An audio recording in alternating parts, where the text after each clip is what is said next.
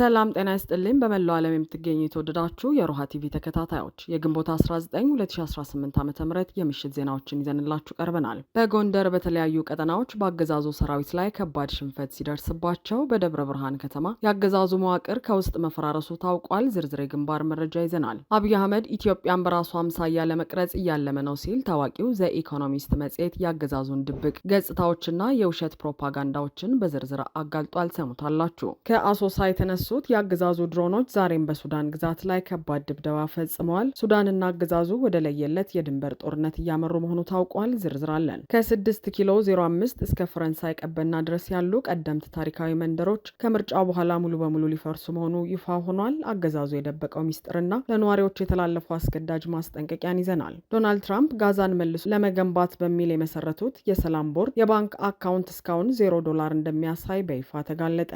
አድማጭ ተመልካቾቻችን አብራችሁ ልትቆዩ ከፈቀዳችሁ እነዚህንና ሌሎች መረጃዎችን የምናሰማችሁ ይሆናል። የሮሃ ቲቪ ወቅታዊና ሀቀኛ መረጃዎች እንዲደርሷችሁ ቻናሉን ሰብስክራይብ፣ ላይክ እና ሼር በማድረግ አሁኑኑ ቤተሰብ ይሁኑ። አብይ አህመድ ኢትዮጵያን በራሱ አምሳያ ለመቅረጽ ያልማል በሚል ታዋቂው ዘ ኢኮኖሚስት መጽሔት የአገዛዙን ድብቅ ገጽታዎችና የውሸት ፕሮፓጋንዳዎችን በዝርዝር አጋለጠ።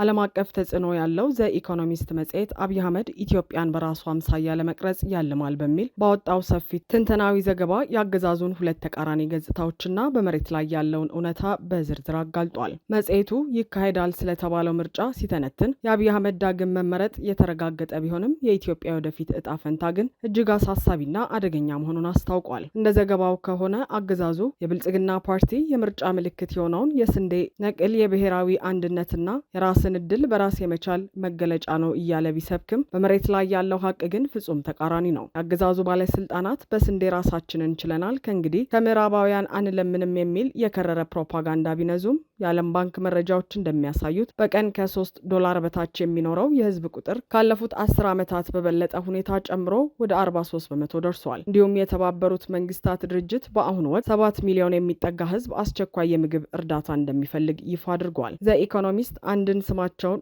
ያልተጠቀሰ የምዕራባውያን የረድኤት ድርጅት ኃላፊ ዋቢ አድርጎ እንደዘገበው አገዛዙ የሚያወጣቸው የኢኮኖሚና የእድገት አሃዞች ሙሉ በሙሉ የተፈበረኩና የውሸት በመሆናቸው ምዕራባውያን ባለሙያዎች መማረራቸውን ገልጿል። እኚሁ የድርጅቱ ኃላፊ ሲናገሩ አገዛዙ የሚያወጣቸውን መረጃዎች መመልከት እንኳን አቁም ያለው ምክንያቱም ሙሉ በሙሉ የተዋሹና በምናብ የተፈጠሩ ናቸው በማለት የአገዛዙን ማጭበርበር አጋልጠዋል። በተጨማሪም መጽሔቱ አገዛዙ ስልጣንን ወደ አንድ ማዕከል በመጠቅለል የኦሮሞን ብሔር በተለየ ሁኔታ እየጠቀመ ነው የሚለውን ከባድ ክስ ይፋ አድርገዋል። ለአብነትም የአገሪቱ መከላከያ ሰራዊት፣ የአየር ኃይል፣ የፌዴራል ፖሊስና የአዲስ አበባ ከተማ ከንቲባን ጨምሮ ዋና ዋና የደህንነትና የፖለቲካ መዋቅሮች በኦሮሞ ተወላጆች የተያዙ መሆናቸውን ጠቁመዋል። አንድ ስማቸው ያልተጠቀሰ ታዋቂ የኦሮሞ ተቃዋሚ ፖለቲከኛ ለአምድ አዘጋጁ በሰጡት ምስክርነት አገዛዙ ከሌሎች ብሔረሰቦች ይልቅ የኦሮሞን ማህበረሰብ ብቻ በኢኮኖሚና በፖለቲካ ላይ የበላይ ለማድረግ በትኩረት እየሰራ መሆኑን አምነዋል። ይህ የስልጣንና የኢኮኖሚ ወደ አንድ ብሔር የመጠቅለል አካሄድ በመላው አገሪቱ ላይ ከፍተኛ ቅሬታን መፍጠሩን የጠቀሰው መጽሔቱ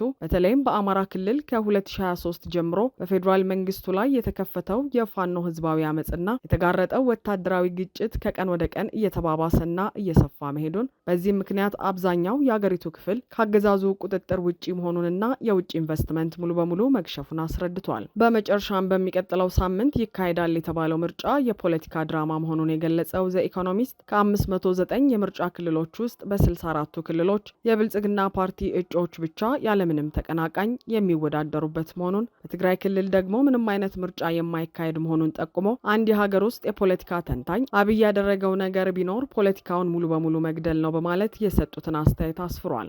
አንድ ታዋቂ የሀገር ውስጥ ጋዜጠኛም እስከ ምርጫው ድረስ ሰላም እንመስል ይሆናል፣ ከምርጫው በኋላ ግን ምን ሊፈጠር እንደሚችል ማንም አያውቅም በማለት የሀገሪቱ የወደፊት እጣ ፈንታ ወደ ለየለት የእርስ በርስ ጦርነትና ቀውስ ሊያመራ እንደሚችል ታዛቢዎች ማስጠንቀቃቸውን መጽሔቱ ዘግቧል።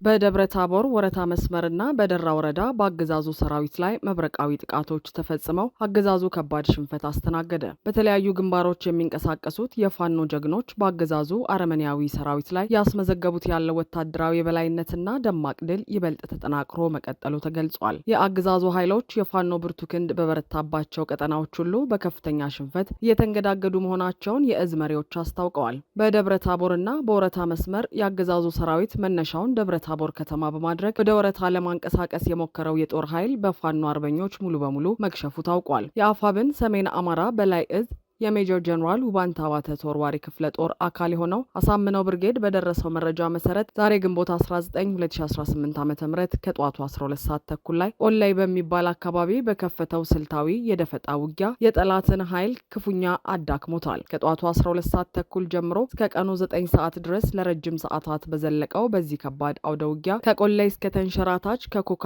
እስከ አለም ሳጋ እንዲሁም ከአርማ እስከ ኮሶ ማርያም ድረስ በተዘረጋው ሰፊ ግንባር ፋኖ ጀግኖች የአገዛዙን ሰራዊት አከርካሪ በመስበር ሌላ አዲስ የድል ምዕራፍ አስመዝግበዋል። በሌላ በኩል በሸዋ ጠቅላይ ግዛት ደራ ወረዳ የአማራ ፋኖ ብሔራዊ ንቅናቄ የሸዋ ጠቅላይ ግዛት አሳምነው እዝና የወሎ ቤተ አማራ ሚኒሊክ እዝ በአንድነት በመቀናጀት በአገዛዙ ኃይሎች ላይ ከባድና የማያገግም ወታደራዊ ሽንፈት አድርሰዋል። የአሳምነው እዝ አጼ ዘረ ያዕቆብ አንደኛ ኮር በፍቃዱ በላይ ክፍለ ጦርና የሚኒሊክ እዝ መብረክ ክፍለ ጦር ጋር በጋራ ባካሄዱት በዚህ የተቀናጀ ስልታዊ ዘመቻ 20 አገዛዙ ወታደሮች ሙሉ በሙሉ ተደምስሰዋል። የፋኖ አናብስት ታጋዮች በመከላከያ ሰራዊቱና በሚሊሻው ላይ ፍጹም የበላይነትን በመቀዳጀት በርካታ የነፍስ ወከፍና የቡድን መሳሪያዎችን የእጅ ቦምቦችንና ሙሉ ወታደራዊ አልባሳትን በምርኮ መያዝ ችለዋል። ከዚህም በተጨማሪ የፋኖን ብርቱ ክንድ በአይናቸው ያዩ በርካታ የሚሊሻ አባላት በቁጥጥር ስር ውለዋል። ይህ ዘመቻ ከተማን ከመቆጣጠር ይልቅ የጠላትን ኃይል የመምታትና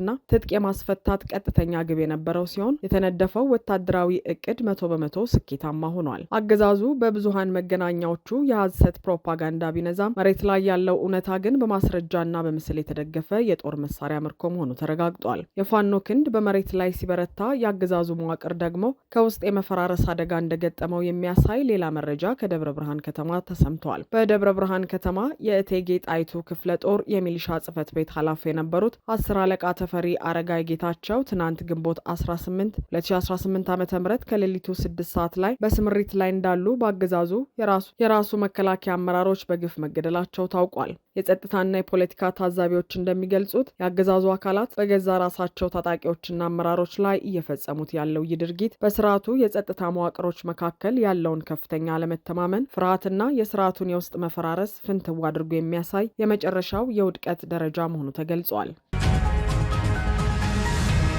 ከአሶሳ የተነሱት የአገዛዙ ድሮኖች ዛሬም በሱዳን ግዛት ላይ ከባድ ድብደባ መፈጸማቸው ተገለጸ። የብልጽግናው አገዛዝ በጎረቤት ሀገር ሱዳን የውስጥ ጉዳይና የእርስ በርስ ጦርነት ውስጥ እያደረገ ያለው ወታደራዊ ጣልቃ ገብነትና ቀጠናዊ ትንኮሳ ፍጹም ሊቆም ባለመቻሉ ቀጠናው ወደ ከፋ የጦርነት አፋፍ ላይ መድረሱ ታውቋል። ከአሶሳ ወታደራዊ ማዕከል የተነሱ የአገዛዙ የሰው አልባ አውሮፕላኖች ወይም ድሮኖች የሱዳንን ሉዓላዊ ግዛት በመጣስ በተለያዩ የጦር ግንባሮችና ገበያ ላይ ተከታታይና ከባድ የአየር ድብደባዎችን መፈጸማቸው ተረጋግጧል። ይህ የተፈጸመው የድሮን ጥቃት የሱዳን ጦር ኃይል ባለፉት ቀናት በአብይ አገዛዝ ላይ አስተላልፎት የነበረውን ከባድ ወታደራዊ ማስጠንቀቂያና ዛቻ ተከትሎ የመጣ በመሆኑ ውጥረቱን ይበልጥ አባብሶታል። ባለፈው ሳምንት የሱዳን መደበኛ ጦር መሪዎች ባወጡት ይፋዊ መግለጫ የአብይ አገዛዝ ለሱዳን አማጽያን የሰጠውን ድጋፍና ወታደራዊ ጣልቃ ገብነት በአስቸኳይ እንዲያቆም በጥብቅ አሳስበው ነበር። የሱዳን ጦር መሪዎች በወቅቱ ሲዝቱ ይህ የአየርና የሎጂስቲክስ ድጋፍ የማይቆም ከሆነ የሱዳን ጦር ሉዓላዊነቱን ለመጠበቅ ሲል በኢትዮጵያ ወታደራዊ ማዕከላት ላይ ቀጥተኛና ከባድ የአጸፋ እርምጃ ለመውሰድ እንደሚገደድ ማስጠንቀቂያ ሰጥተው እንደነበር ይታወሳል። አገዛዙ ይህንን የሱዳንን ዛቻ ወደ ጎን በመተው ዛሬም ከአሶሳ ድሮኖችን አምጥቆ መደብደቡ የቀጠናውን የጦርነት እሳት ይበልጥ የሚያቀጣጥል ሆኗል። ፖለቲካና የወታደራዊ ታዛቢዎች እንደሚገልጹት አገዛዙ ሀገር ውስጥ ካለበት ከባድ ወታደራዊ ሽንፈትና የኢኮኖሚ ቀውስ የተነሳ የሕዝቡን ትኩረት ለማስቀየርና የውጭ ኃይላትን ፍላጎት ለማሟላት ሲል በሱዳን ላይ የሚሰነዝረው ይህ የድሮን ጥቃት ሱዳን ዛቻዋን ወደ ተግባር እንድትቀይርና ወደ ቀጥተኛ የአጸፋ እርምጃ እንድትገባ በር የሚከፍት ነው። ይህ ደግሞ መላውን የምስራቅ አፍሪካ ቀጠና ወደማይቀለበስና ወደ ለየለት አደገኛ ቀውስ ውስጥ የሚከት መሆኑ ተገልጿል።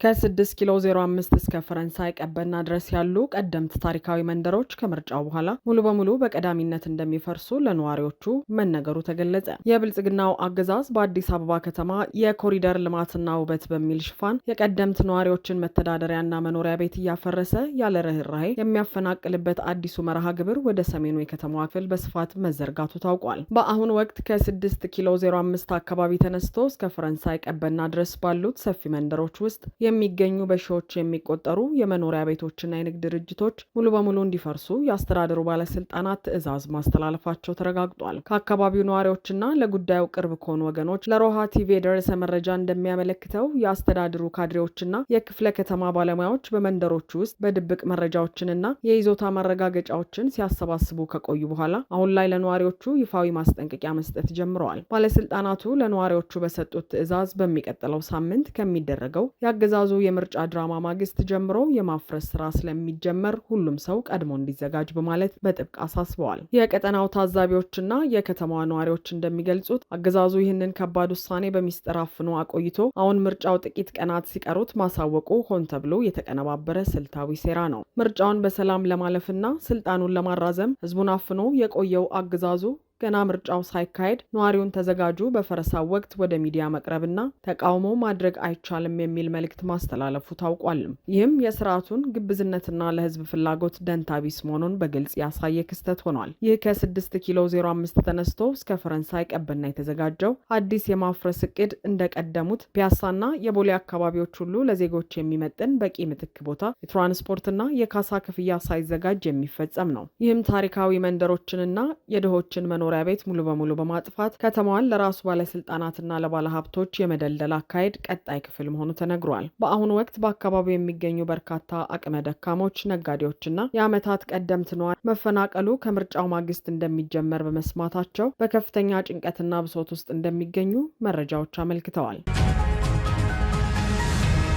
ዶናልድ ትራምፕ ጋዛን መልሶ ለመገንባት በሚል በጃንዋሪ ወር ላይ የመሰረቱት የሰላም ቦርድ የባንክ አካውንት ምንም አይነት ገንዘብ ሳይገባበት ባዶ ሆኖ መቀመጡ ታወቀ። ታዋቂው የፋይናንሻል ታይምስ ጋዜጣ ዛሬ ባወጣው ሰፊ ዘገባ እንደገለጸው ቦርዱ ሲመሰረት ለሚሰበሰበው ገንዘብ በተባበሩት መንግስታት ድርጅት እውቅና ተሰጥቶት በዓለም ባንክ በኩል እንደሚተዳደር ተገልጾ የነበረ ቢሆንም እስካሁን ድረስ በጄፒ ሞርጋን ባንክ ውስጥ በተከፈተው የቦርዱ አካውንት ላይ አንድም ሳንቲም አለመግባቱ ተረጋግጧል። የዓለም አቀፍ የሰላም ቦርድ በሚመሰረት በት ወቅት ፕሬዚዳንት ዶናልድ ትራምፕ አሜሪካ ለቦርዱ $10 ቢሊዮን እንደምታዋጣ በይፋ አስታውቀው የነበረ ሲሆን የባህረ ሰላጤው ሀገራት የሆኑት ኳታር፣ ሳውዲ አረቢያና ዩናይትድ አረብ ኤምሬትስ ደግሞ እያንዳንዳቸው $1 ቢሊዮን ለማበርከት ቃል ገብተው ነበር። በቦርዱ የመመስረቻ ቻርተር ላይ በግልጽ እንደተቀመጠው ይህንን የሰላም ቦርድ አባል ሆኖ ለመቀላቀል የሚፈልግ ማንኛውም ሀገር ቢያንስ $1 ቢሊዮን ማዋጣት እንዳለበት የሚደነግግ ቢሆንም በገቡት ቃል መሰረት ገንዘቡን ገቢ ያደረገ አንድም ሀገር አለመኖሩ ባንክ ሪፖርቱ መጋለጡ ከፍተኛ መነጋገሪያ ሆኗል። የፋይናንስና የፖለቲካ ታዛቢዎች እንደሚሉት የባንክ አካውንት ባዶ መሆን